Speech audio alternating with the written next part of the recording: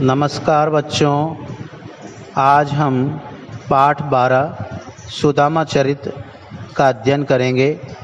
हिंदी की इस कक्षा में आपका स्वागत है, अभिनंदन है। बच्चों, सुदामा चरित एक ऐसा पाठ है जिसमें मित्रता के आदर्श को बताया गया है कि बचपन में जब गुरु के यहाँ या विद्यालयों में बच्चे पढ़ते हैं तो उनमें किस प्रकार की मित्रता होती है और ये मित्रता उनके जीवन पर्यंत काम आती है। बच्चे सभी समान होते हैं, उनमें ना कोई अमीर बच्चा होता है और ना कोई गरीब बच्चा होता है। सभी बच्चे समान होते हैं, ना कोई उसमें हिंदू होता है, ना कोई मुस्लिम होता है, ना कोई सिख और ईसाई होता है, न ही कोई जाति का भेदभाव होता है उसमें कि कौन किस जाति का है। अर्थात विद्यालयों में जो शिक्षा दी जाती है वो बच्चों को इस बात की शिक्षा दी जाती है कि वो सभी विद्यालय में एक छात्र हैं, विद्यार्थी हैं, वो सभी समान हैं। तो यहाँ भी जो सुदामा चरित पाठ है उसमें यही बताया गया है। सुदामा चरित नामक कविता से अध्याय को लिया गया है। इसके लेखक नरोत्तम दास जी है, जिन्होंने उस समय का वर्णन किया है जब सुदामा और कृष्ण दोनों गुरु के यहाँ से पढ़ने के बाद अलग अलग जगह पर रहते हैं और सुदामा जो कि एक ब्राह्मण होता है वह बहुत ही गरीब हो जाता है और उनका मित्र श्री कृष्ण भगवान जो हैं वो द्वारकापुरी में जाकर वहाँ के राजा बन जाते हैं। तो सुदामा की जो पत्नी है वो उनसे बार बार आग्रह करती है कि आप अपने उन मित्र के पास जाइए जो राजा हैं द्वारकापुरी के, वो ज़रूर आपकी ऐसी स्थिति में मदद करेंगे। लेकिन सुदामा संकोचवश वहाँ नहीं जाना चाहता है। वह जानता है कि वह कितना निर्धन है, गरीब है और श्री कृष्ण जो हैं वो कितने बड़े हैं और राजा हैं और वो कितने धनवान हैं। लेकिन पत्नी के बार बार आग्रह करने पर, कहने पर वो जाने के लिए तैयार हो जाते हैं। तब उनकी पत्नी से वो कहते हैं कि मैं यदि मित्र के पास जाऊंगा तो मुझे कुछ ऐसी वस्तु दे दीजिए जो मैं उनको जाकर भेंट में दे सकूं, क्योंकि ये हमारी भारतीय संस्कृति है कि जब भी हम किसी के पास घर जाते हैं मिलने के लिए तो कुछ न कुछ उपहार के रूप में कोई न कोई वस्तु या खाद्य सामग्री लेकर के जाते हैं। तो अब घर में कुछ भी नहीं था, इसलिए सुदामा की पत्नी पड़ोस में गई और किसी से उन्होंने आग्रह किया कि उनके पति किसी अपने बचपन के मित्र के पास मिलने जा रहे हैं। ऐसी स्थिति में वो उन्हें कुछ भेंट स्वरूप प्रदान करने के लिए आपसे कुछ लेने आई है। ऐसी स्थिति में एक पड़ोसी जो थे उनकी स्त्री ने उनको चावल दिए और उस चावल को उन्होंने एक पोटली में एक कपड़े में गांठ बांध करके दे दिए। इस गांठ बंधी हुई पोटली को लेकर के और भगवान कृष्ण के पास सुदामा जी जा रहे हैं। और किस प्रकार से, सबसे पहले इसमें उनके शरीर का वर्णन किया गया है, उनकी वेशभूषा का वर्णन किया गया है, जो यहाँ पर इन पंक्तियों में दर्शाया गया है। आप इसे ध्यान पूर्वक सुनिए। शीस पगान जगह तन पे, शीस पगान जगह तन में, प्रभु जाने को अहीं बसे के ही ग्रामा। धोती पटीसी लटी दुपटी, और उपाय उपाहन, और पाय उपाहन उपानह को नहीं सामा। द्वार खड़ो द्विज दुर्बल एक, रहे उच्चकिसो वसुधा अभिरामा। पूछत दीन दयाल को धाम, बतावत अपनो नाम सुदामा। बतावत अपनो नाम सुदामा। प्यारे बच्चों, यहाँ पर किस प्रकार से द्वारपाल जब देखता है कि वहाँ जो गरीब ब्राह्मण खड़ा हुआ है उसकी वेशभूषा किस प्रकार की है, तो वो कृष्ण के सामने जा कर के उसका वर्णन कर रहा है। यहाँ पर कुछ इसमें कठिन शब्द आए हैं जिनको मैं आपको पहले समझाना उचित समझता हूँ। शीस मतलब सिर पर या सिर, पगा पगड़ी, जगह ढीला कुर्ता, ढीला सा कुर्ता पहन रखा है उन्होंने।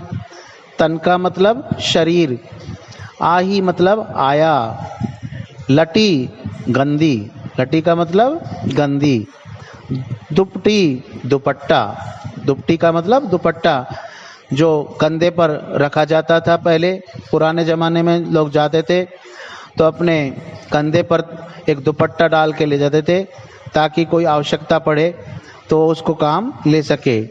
अरु और पाए पैर, उपानह, उपाना मतलब पहनने की जूती या पैरों में जो जूती होती है वो। सामा निशान, द्विज ब्राह्मण, दुर्बल पतला, चकिसो, चकिसो को मतलब हैरान होकर, चकित होकर। जब कोई व्यक्ति कहीं नई जगह जाता है तो वह चकित होकर के, हैरान होकर के चारों तरफ इधर उधर देखता है। वसुधा वहाँ की धरती, यानी कि द्वारकापुरी जो बसी हुई है उसको वो देख रहा है, तो वहाँ की धरती किस प्रकार की है। अभिरामा मतलब सुंदर। दीनदयाल, यहाँ दीनदयाल श्री कृष्ण भगवान के लिए आया है जो गरीबों पर दया करते हैं। धाम मतलब भवन, बतावत बताता है। तो शीस पगान जगह तन में, प्रभु जानी को आही बसे के ही ग्रामा। धोती पटीसी लटी दुपटी, और उपाय उपानह को नहीं सामा। द्वार खड़ो द्विज दुर्बल एक, रहे चकिसो वसुधा अभिरामा। पूछत दीन दयाल को धाम, बतावत अपनो नाम सुदामा। प्रस्तुत पंक्तियाँ सुदामा चरित नामक कविता से ली गई है। इसमें सुदामा जी कृष्ण से मिलने के लिए जब मिलने के लिए द्वारकापुरी गए हैं और वहाँ द्वारपाल को अपना परिचय दे रहे हैं, तो द्वारपाल ने श्री कृष्ण से जो बात आकर के बताई है उसको यहाँ पर बताया गया है कि शीस पगा न जगा तन में, जाने को आही बसे कई ग्रामा। कि जिसके सिर पर पगड़ी नहीं है, शरीर पर कुर्ता नहीं है, न जाने कहाँ से आए, किस गांव में रहते हैं। द्वारपाल ने भगवान कृष्ण को बताया कि भाई ऐसा एक व्यक्ति आपसे मिलने आया है जिस पे न तो सिर पर पगड़ी है, शरीर पर जो कुर्ता है वो भी नहीं है, और किस गांव से आया है। द्वार पर धोती पटीसी लटी दुपटी, और पाय उपानह को नहीं सामा। कि उन्होंने कहा कि उसकी धोती जो है वो भी फटी सी है और वो उसने अपने शरीर पर लपेट रखी है, और पैरों में भी उसके कोई जूती वगैरह नहीं है जो उसने पहन रखी हो। तो इस तरीके की उसका वर्णन किया गया है। द्वार खड़ो द्विज दुर्बल एक की द्वार पर एक पतले दुबले शरीर वाला अर्थात कमजोर शरीर वाला ब्राह्मण खड़ा है। द्वार खड़ो द्विज दुर्बल एक रहो चकिसो वसुधा विरामा, जो आश्चर्य से द्वारकापुरी की धरती की दिव्यता को देखकर हैरान हो रहा है, चौंक रहा है, चकित होकर के देख रहा है। पूछत दीन दयाल को धाम, बतावत अपनो आपनो नाम सुदामा। वह दीन दयाल भगवान कृष्ण का महल पूछ रहा है तथा अपना नाम सुदामा बता रहा है। तो इस प्रकार से द्वारपाल ने सुदामा जी के शरीर का वर्णन किया है और किस प्रकार से वो विचित्र वेशभूषा वाला व्यक्ति भगवान कृष्ण का घर पूछ रहा है और अपना नाम सुदामा बता रहा है। उसके बाद देखिए अगली पंक्तियों में क्या कहा गया है।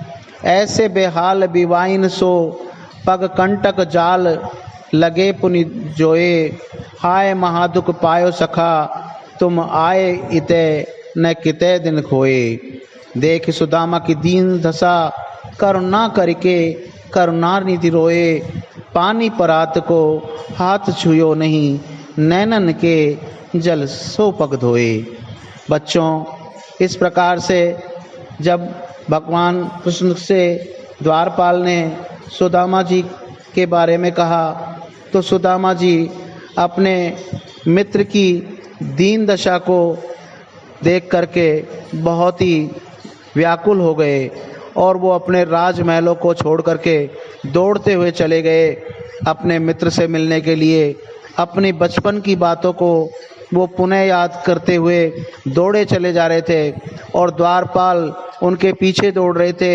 उनकी पत्नी रुक्मणी जो थी वो भी आश्चर्यचकित हो गई कि ये क्या हुआ, अचानक भगवान कहाँ जा रहे हैं, किन से मिलने जा रहे हैं, ऐसी क्या बात हो गई। तो ये सब देख करके वहाँ पर लोग सभी आश्चर्यचकित हो गए। और फिर उसके बाद में अपने मित्र को भगवान कृष्ण अपने महलों में ले आते हैं और महलों में ले आकर के जिस सिंहासन पर वो बैठते थे उस सिंहासन पर उन्होंने अपने मित्र को बिठाया है और बिठा करके उसकी किस प्रकार से सेवा कर रहे हैं उसका चरित्र चित्रण और वर्णन इन पंक्तियों में दिया गया है कि एक मित्र के प्रति किस प्रकार का प्रेम उन्होंने दर्शाया है। यहाँ अमीर गरीब के भेदभाव को बिल्कुल मिटा दिया गया है। ऐसे बेहाल बिवाइन सो पग कंटक जाल लगे पुनि जोए। श्री कृष्ण ने सुदामा के पैरों की दशा देखकर कहा कि एड़िया फटी हुई है, ऐसी बुरी स्थिति में पैरों में कांटों का जाल सा बुन गया है। हाय महादुख पायो सखा तुम आए इते न किते दिन खोए। भगवान कृष्ण ने कहा कि अरे मित्र, दुख की बात है, तुम इतने दिन तक कष्ट भोगते रहे परंतु यहाँ क्यों नहीं आए। कितने दिन आपने खो दिए, फिर आप यहाँ क्यों नहीं आए। देख सुदामा की दीन दशा करुणा करके करुणा निधि रोए। अपने गरीब मित्र सुदामा की दशा को देखकर दया के सागर भगवान कृष्ण, करुणा के सागर श्री कृष्ण रोने लगे। अर्थात उनको रोना आ गया और वो रोने लगे। पानी परात को हाथ छुयो नहीं, नैनन के जगल सो पग धोए। उन्होंने अपने मित्र की दशा को देख करके इतने ज़्यादा दुखी हुए कि उनके आँखों में से आंसू बहने लगे और उन्होंने जो परात मंगाई थी पानी की भर करके कि मैं अपने मित्र के पैरों को धोऊंगा और उसमें से पैरों में से कांटे निकालूंगा, उसको छुआ तक नहीं और अपने आँखों के आंसू जो है उनसे ही अपने मित्र के पैरों को धोए और उनके कांटों को धीरे धीरे उन्होंने निकाले कि पानी परात को हाथ छुयो नहीं, नैनन के जल सो पग धोए। अर्थात अपने आँखों के अंदर से निकलने वाले जल, जिसको अपन आंसू कहते हैं, उन आंसुओं से उन्होंने अपने मित्र के पैरों को धोए। तो यहाँ एक अपने मित्र के प्रति भगवान कृष्ण के अनन्य प्रेम को दर्शाया गया है कि वास्तव में मित्र हो तो ऐसा ही हो। इनमें कुछ कठिन शब्द आए हैं, जैसे बेहाल का मतलब बुरी दशा, बेवाइन का मतलब एड़ी फटना, पैरों में जब एड़ी फट जाती है। आप जानते हैं सर्दियों के मौसम में पैरों में बेवाई फट जाती है। पग मतलब पैर, कंटक कांटे, जाल समूह, पुनि यानी फिर, जाल समूह, पुनि फिर, सखा मित्र, इतय इतने अर्थात इतने दिन, तो इतय का मतलब इतने, कितय कितने, दीन गरीब, दशा स्थिति, सुदामा की स्थिति कैसी थी, करुणा दया, करुणा का मतलब दया, करुणा निधि दया के सागर। यहाँ करुणा निधि किन्हें कहा गया है, भगवान कृष्ण को। नैनन, नैनन का मतलब आँखों के जल, आंसू, आँखों के जल, आँखों में से जो जल निकलता है उसे हम आंसू कहते हैं। तो इन पंक्तियों में यही दर्शाया गया कि ऐसे बेहाल बेवाइन सो, पग कंटक जाल लगे पुनि जोए, हाय महादुख पायो सखा तुम, आए इतने ने कितने दिन खोए, देख सुदामा की दीन दशा, करुणा निधि करना करके रोए, पानी परात को हाथ छुयो नहीं, नैनन के जल सो पग धोए। तो बच्चों, ये एक मित्रता की मिसाल है, जहाँ कोई अमीरी गरीबी नहीं, जहाँ कोई धर्म नहीं, जहाँ कोई जाति नहीं, वहाँ सिर्फ एक ही बात बताई गई है कि मित्र जो भी है, जैसा भी है, वो मित्र ही है। इसलिए बच्चों, आप भी कक्षा में जब अपने मित्र बनाएं तो उन मित्रों में किसी भी प्रकार का भेदभाव नहीं करें, सभी मित्रों को समान समझें। न कोई गरीब है, न कोई अमीर है, न कोई किसी धर्म विशेष का है, न किसी जाति का है, वो मित्र ही है। आप अपने मित्र के प्रति अच्छा व्यवहार रखें, उसकी मदद करें, उसकी सहायता करें। और यदि आप इस बात को अपने विद्यालय जीवन में ही सीख जाएंगे तो आप वर्ष पर्यंत या जीवन पर्यंत आपकी छवि यह बहुत अच्छी बन जाएगी और आप बड़े होकर के भी अपने मित्र के प्रति अपने स्नेह को, अपने प्रेम को दर्शाएंगे। शेष अगली कक्षा में